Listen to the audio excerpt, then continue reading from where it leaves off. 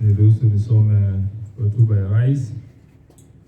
National Address by His Excellency Honorable William Samoei Ruto, Chancellor of the Golden Heart, President of the Republic of Kenya, and the Commander-in-Chief of the Defense Forces on the occasion of Jamhuri Day celebration held on 12th December 2022 at the Nyayo National Stadium. We came together on this 59th Jamhuri Day to celebrate our freedom. It is the first National Day celebration dedicated to a theme that is relevant to our national aspirations. Our futuristic theme today revolves around technology and innovation. The promise of innovation is to enable us to connect, innovate, and inspire.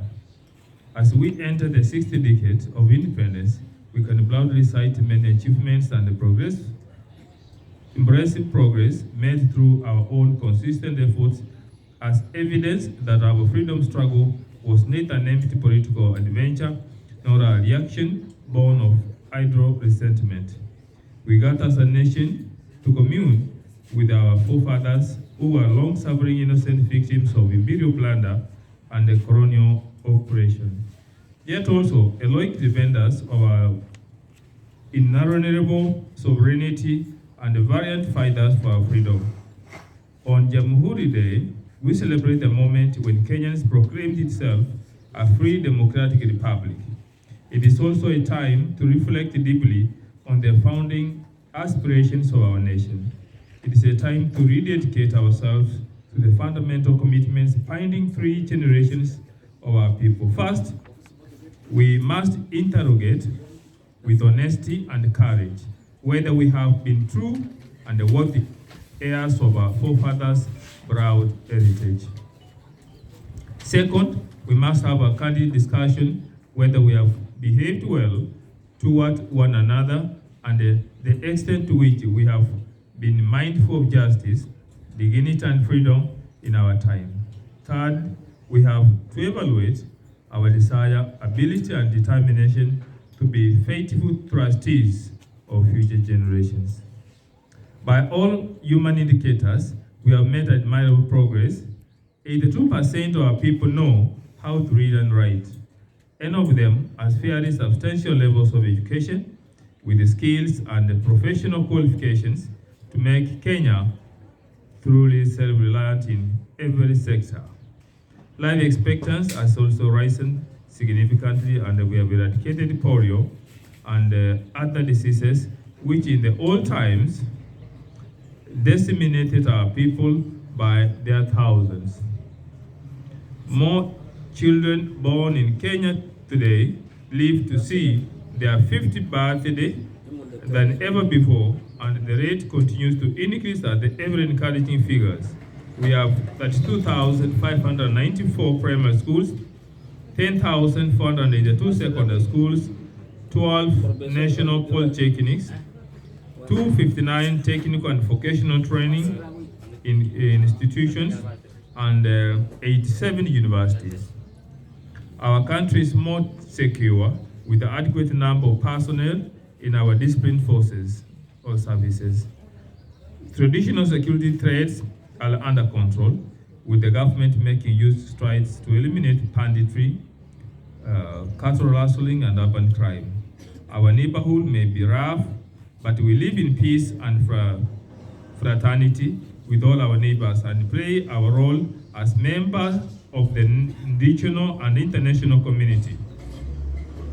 The Kenyan Defense Forces continue to demonstrate through their professionalism, commitment to solidarity, and a commitment to humanitarianism. Ladies and gentlemen, beyond our borders, Kenyan professionals have excelled considerably for decades, enabling organizations abroad achieve their objectives and actualizing their career goals in the process. The data on the remittances is an object of deep fascination, and not just because we are proud of Kenyan diaspora for remitting over 400 billion annually. Remittances are also a reliable indicator of the value of professionalism professional contributions and the impact of the knowledge, skill, and the passion of Kenyans abroad. Our diaspora comprises our best envoys and demonstrates for everyone to see what we are capable of. By extension, they show to the world how and why a country of meager natural resource endowments punches above its weight. My administration will work towards making our diaspora remittances reach $1 trillion shillings. The State Department of Diaspora Affairs has this target to achieve. We are in a situation of unprecedented uncertainty with many complex and interconnected threats laid against our shared aspirations. In the midst of this daunting urgency, complexity, and threat, we remain ever mindful of our mandate as the stewards of well-being of our present generation and the trustees of our future. We have a duty to forge the way forward with courage, diligence, unity, and imagination. As I stated in the beginning, the challenges that the founding fathers, leaders of our republic, confronted the first Jamhuri Day was urgent, as daunting, and as complex for their time as the one we now face. Mindful of this solemn obligation to do right while laying the foundation of a flourishing nation for the future generations, I have pursued several interventions since I took office. Nearly 3 months ago, with the urgency, zeal, and focus that the moment demands. On my first day in office, I appointed 4 court of appeal and 2 environmental and land court judges, and just last week, 20 judges of the High Court. We have also escalated the actualization of the judicial fund that will increase the allocation of resources to match the needs of enhancing access to justice throughout the Kenya. On my first day in office, I also executed the necessary instruments to actualize the financial independence of the National Police Service in the realization that this is the substantive enabler of genuine institutional independence. The operational independence of the police is necessary for its efficiency, professionalism, and accountability. Since then, we have engaged to successfully reorient policing operations from a heavy and a legitimate reliance on illegal and extrajudicial interventions, which frequently entails such intolerable violations as abduction, torture, disappearance, and murder. There's now consensus that a new policing paradigm is at hand, and it is possible to achieve a high level of security for our citizens, and also observe that the rights and the freedom of the greatest extent. I therefore commend the entire National Police Service, from the constable on the beat to the Inspector General, for the enthusiasm with which they have embraced the changes and enhanced our general security through increased vigilance and improved relationship with the citizens and their communities. Before the end of the year, I will be appointing a task force to review the terms of the police service.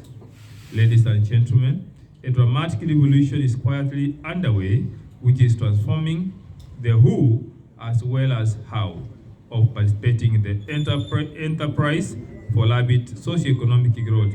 The bottom-up framework proposes to include everyone from the smallest possible business unity run by individuals to modern means to our celebrated captains of industry.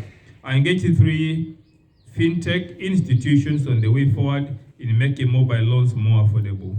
As a result, there was a drastic reduction in the interest charged on the Fuliza services, signaling a new era of affordable credit for borrowers. I also engaged lenders on the need to right more than 4 million borrowers from the prejudice arising from being blacklisted under the Credit Reference Bureau framework, which arbitrarily paralyzes their business prospects. We have secured an agreement with the lenders to abandon this punitive approach and to shift to a credit scoring system which incorporates incentives for both lender and the borrower.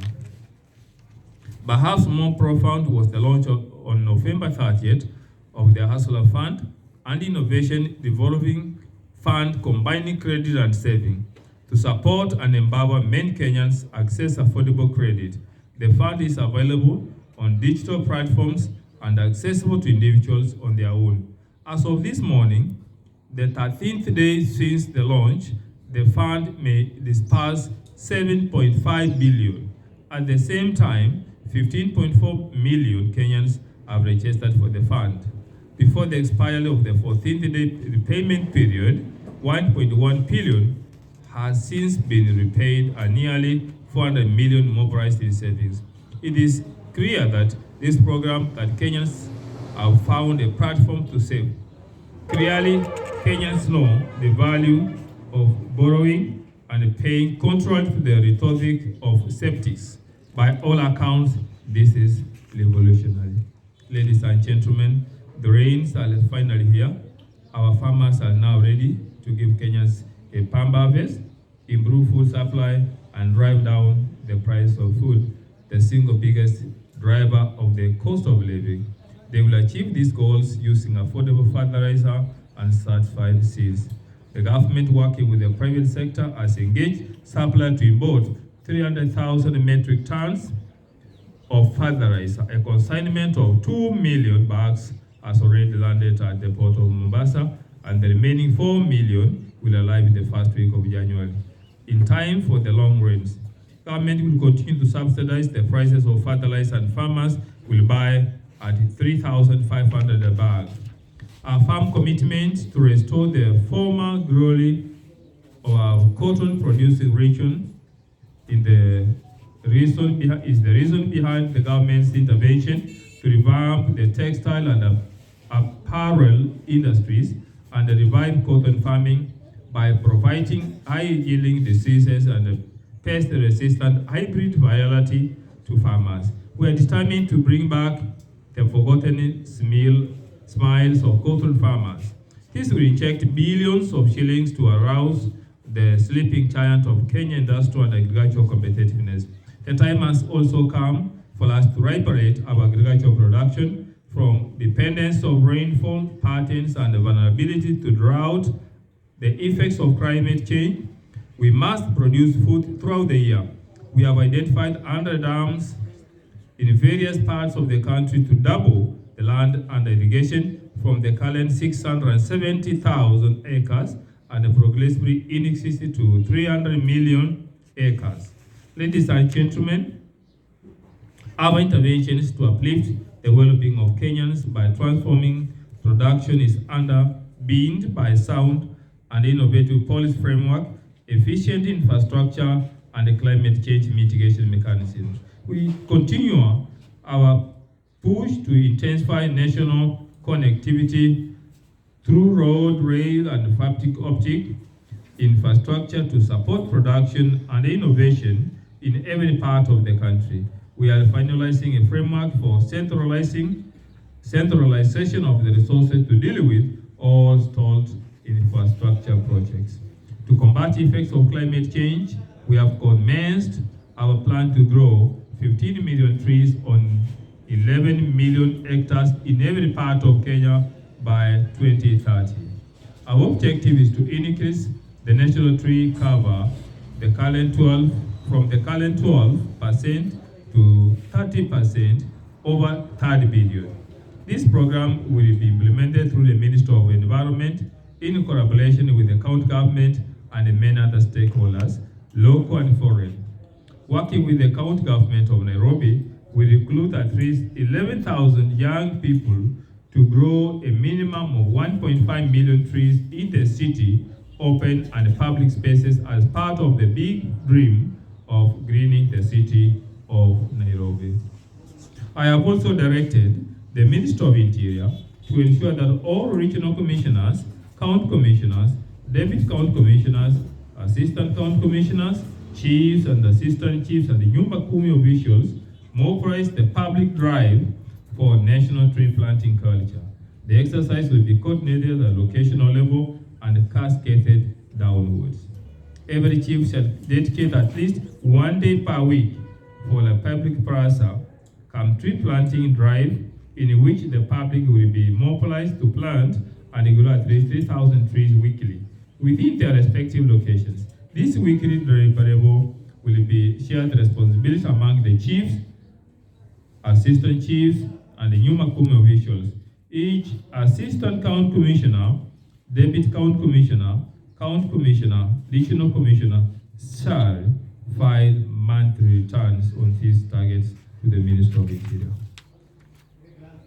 Free seedlings will be provided to the public through chiefs, schools, and other public institutions by the Minister of Environment and Forest. Ladies and gentlemen, the cost of housing is a heavy burden to the majority of Kenyans and is the major factor driving the proliferation of slums. We are committed to making housing more affordable, enable more Kenyans live in safer and dignified homes, and create millions of jobs and entrepreneurial opportunities. Through our program to increase the supply of affordable housing at the rate of 200,000 new units every year, will lower the cost of living for urban dwellers, make the dream of home ownership possible for the majority of Kenyans, with the units available at the monthly installment of 2,500 to 10,000 Kenyan shillings. This program will generate millions of jobs for all categories of workers and thousands of SMEs as suppliers. Will be international about job creation in our economy. The Kenya Industrial Estate will provide intensive coaching and mentorship to 200,000 entrepreneurs and provide information and networking opportunities to 250,000 youths. The Kenya Revenue Authority is now implementing our new tax administration policy, which has been manufacturing firms earlier shut down over tax disputes, reopened, injecting much needed revenue to the economy and returning thousands of workers to their jobs. We urge all Kenyans to continue supporting our efforts by paying taxes. Ladies and gentlemen, we undertake to review the competence-based curriculum following the concerns of many stakeholders, especially parents and teachers. As you know, we set up the Presidential Working Party to education reform to engage stakeholders, report and recommend measures to be taken. In fulfillment of our undertaking to increase teacher-to-learner ratio in our primary and secondary schools, the government has embarked on the single largest recruitment of teachers in independent Kenya by providing resources to the Teacher Service Commission to recruit 30,000 teachers by January. As from January, our determination to live as one in this whole nation and national family cannot be compromised. Our pursuit on inclusion is irrevocable. We must continue to resolve injustices of historical character that have unfairly relegated people to the margins of stateliness when their inalienable rights of citizenship are guaranteed under the Constitution. The government of Kenya has commenced the process to confer citizenship to the Pemba people living in Kilifi County. Ladies and gentlemen, we are proud of Kenya's consistent record of leadership to advance the cause of peace, cohesion, security, and stability of our region. Under various regions and the continental framework, and with the support of international partners, we are developing our position as a regional anchor state for the benefit of our neighbors and the region. My predecessor, President Uhuru Kenyatta, working under the auspices of the African Union, is engaged in mediation efforts to restore peace and stability in Ethiopia's Tigray region under the EAC initiative to restore normalcy in the Eastern Democratic Republic of Congo. Our interests are nested in a dense network of reciprocal diplomacy, which helps our agenda to attract investment, forge partnership, and create markets for our export and employment of our youth locally and overseas. In the past 3 months, we have aggressively sustained our pursuit of mutually beneficial endeavor with friends and partners all over the world. We have engaged productivity with the East African Community member states, the governments of South Africa, the United States, the United Kingdom, Spain, Qatar, Germany, South Korea, to scale up bilateral ties and to explore avenues for collaboration in multilateral. We have forged agreements on mobilizing investments and financing in a wide variety of sectors. We will continue to engage the international community as we implement our plan. Ladies and gentlemen, it is time to innovate our way into the future. It is for this reason that on this Jamhuri Day, we as a nation are staking our claim by rallying Kenyans to begin the work of designing a world much richer, safer, and freer than we have known. Innovation is frequently associated with technology, and we must avoid the pitfalls of viewing technology and innovation as preoccupations with things at the expense of people. The most consequential breakthrough is technological innovations have greatly enhanced human well-being. The platform, which supports all transactions on the Hustler Fund, was developed locally and has opened up access to affordable credit, liberated millions of hustlers from the various grips of cyclokings and other predatory lenders, and enabled Kenyans of all walks of life to mobilize savings. This revolutionary technology is a continuation of Kenya's illustrious tradition in pioneering innovations in the financial technology sector.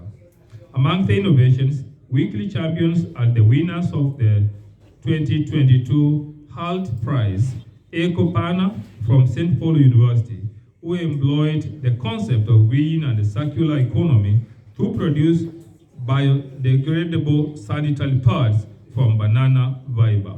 I've asked the Minister of Education to work with these young innovators on the delivery of our pledge to provide sanitary pads for schools. The Kenya Innovation Week attracted large global technology firms whose senior leaders made their way to Kenya to witness firsthand the magnitude of the innovative potential of the Silicon Savannah. We have agreed on partnership to support local organizations in providing opportunities for young Kenyans to acquire trainings and skills on the various aspects of our productivity. We are also exploring ways of making the benefits of modernization of online activity available to Kenyan content creators on mobile platforms. I've spoken directly to Melta, the parent company of Facebook, WhatsApp, and Instagram, to monetize content to our digital entrepreneurs that will exponentially multiply incomes and create employment opportunities for others. I'm impressed and encouraged by the power of monetization and remote jobs. This is the way to the future. If I was not a state officer, I wonder what the contents of my small Facebook page with 2.3 million followers will earn me daily. As we have witnessed today from the performance that have given us thrilling entertainments, our creative sector is ready with thousands of highly talented and promising youth waiting to seize opportunities, mainstream, high-quality content for the monetization. Ladies and gentlemen, my administration recognizes sports as the art of mega industry that can employ millions of our youth and help grow our economy. This is why we have moved with speed to our football park to protect Kenya's proud athletics pedigree from doping and to streamline collection and distribution of royalties to our artists. Throughout the revolutionary Talanta era plan, we will rebuild and monetize our sports and the creative industry. As part of this plan, I have accepted to champion a grassroots football development program that will see national government work with county government to invest heavily in youth football. Arrangements are at the advanced stage to launch bottom-up football tournament to be contested by the under-19 team from all the 47 counties. We'll work with our governors for each and every county to build a team right from the ward level. This is the first step in our Football Vision 2030, where we target to see Harambee Stars play the 2030 World Cup and the Kenya host the 2027 African Cup of Nations. Together, we'll build Kenyan football bottom up from grassroots of our villages to the grand stage of our World Cup. We are ready to take our place as the digital workforce of the world. Our commitments under the digital superhighway component of our plan were intended for this specific purpose. To underscore our intent, we are today unveiling several cohorts of graduates whose training was supported under arrangements between the government and the private sector. Safaricom trained a number of university and TVET graduates to meet the digital industry needs in software engineering and the data science. Also graduating today at the Presidential Digital Talent Program, a class of talented youth selected by the Information and Communication Technology Authority for training through internship. Additionally, it is a big day for the beneficiaries of the Kenya Commercial Bank Chili program. Finally, the Google Asol Academy, who underwent an intentional and interactive training program, are ready to begin their journey in a world of work and opportunity that's now familiar territory.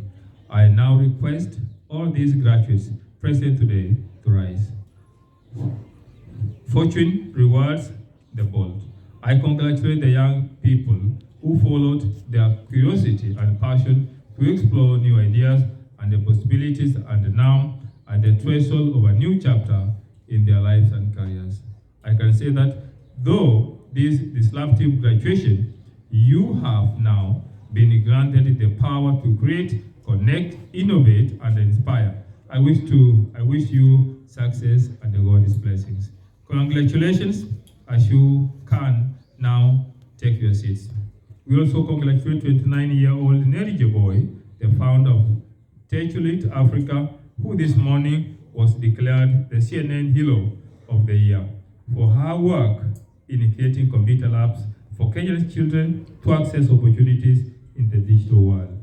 Congratulations, Neri, for connecting and inspiring thousands of Kenyan children. As promised, everyone present in this stadium today will get a free scholarship of global entrepreneurship and innovation from the Thunderbird School of Global Management at Arizona State University. It is now time to keep the promise. There is QR code near you. Scan and access the scholarship now. A 6-unit course that would have cost you 100,000 is now accessible to you for free, courtesy of the Innovation Jamhuri. I also appreciate the firms and organizations which have stepped forward to support our vision to make Kenya their old bet of innovation. We'll continue to do our part and make such partnership bigger in future, and you are always welcome to be part of Kenya's journey to greatness. As part of this endeavor, KONSA has started the distribution of 23,000 virtual desktops to devotees to enable students exploit remote job opportunities. Ladies and gentlemen, we are committed to support young Kenyans in re-establishing this country as the Republic of Ideas and as the home of innovations. Through a dedicated Smarter Fund, government will support the most innovative ideas each year to scale up into viable enterprises and commercial plans that will provide employment and drive economic growth. The government will work with our academia to establish the Kenya Open University within the next 1 year. I urge our scholars and intellectuals to play their part in democratizing education and open the way for anyone and everyone to quench their thirst for knowledge, education, and training. In line with the new focus of our national celebrations, Embu County will host the 2023 Madaraka Day celebrations under the theme of universal healthcare. In conclusion, it's our time to make contributions that will divide Kenyans for prosperity as the envy of nations, and as a country that our children and their children will be proud to call home. We also have a talk of preparing a nation for this future by equipping, empowering the youth to take charge as leaders in the brave new world through innovations. Let us therefore rally and enjoy our efforts in the timeless spirit of Arambe to exploit the opportunities at hand and hasten our progress into the future. Thank you all, and may God bless you.